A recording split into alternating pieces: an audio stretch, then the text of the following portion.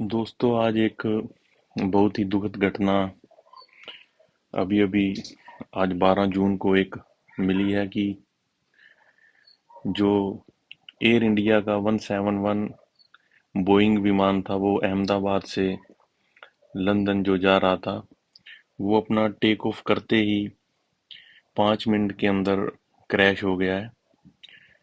तो ये बहुत ही बड़ी दुखद घटना हुई है, जिसमें लगभग 150 के करीब भारतीय थे और 50 के करीब ब्रिटेन के नागरिक थे और कुछ पुर्तगाल और कनाडा के नागरिक थे।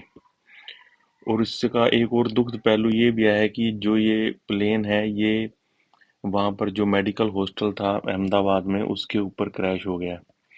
तो अभी तक कितनी कैजुअलिटी हुई है, अभी तक उसका कोई भी आधिकारिक आंकड़ा नहीं आया है। लेकिन ये आज के टाइम में सबसे बड़ी विमान दुर्घटना है और पिछले कुछ सालों में ये लगभग हर महीने में हम एक दो सुन रहे हैं ये प्लेन क्रैश। तो बहुत ही दुखद घटना अभी अभी निकल के सामने आई है।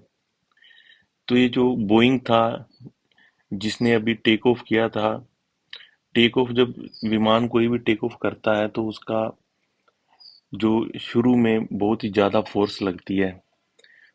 तो फोर्स जब उसकी उसमें एक तो ऑयल बहुत होता है, लगभग 1 लाख लीटर के लगभग ऑयल होता है, तो उसको और पैसेंजर को लेकर जब वो ऊपर की तरफ जाता है तो बहुत फोर्स के साथ जाता है। और ये भी दुर्घटना, अब कोई भी टेक्निकल कारण रहा हो, हालांकि जो भी चेकिंग होती है एक टेक ऑफ से पहले वो सारी होती है, लेकिन कोई ना कोई तो कारण रहा ही होगा। कोई मैनुअल मिस्टेक हुई होगी, कोई ऑटोमेटिक मिस्टेक हुई होगी।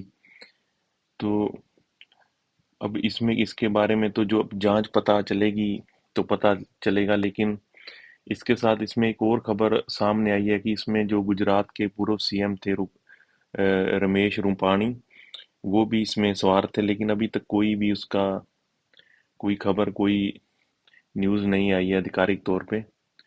लेकिन ये बहुत ही दुखद दुर्घटना जो भारत के इतिहास में जो प्लेन क्रैश हुए हैं उनमें से ये जो बड़े दुर्घटना हुई है उनमें से ये 3-4 में से एक है।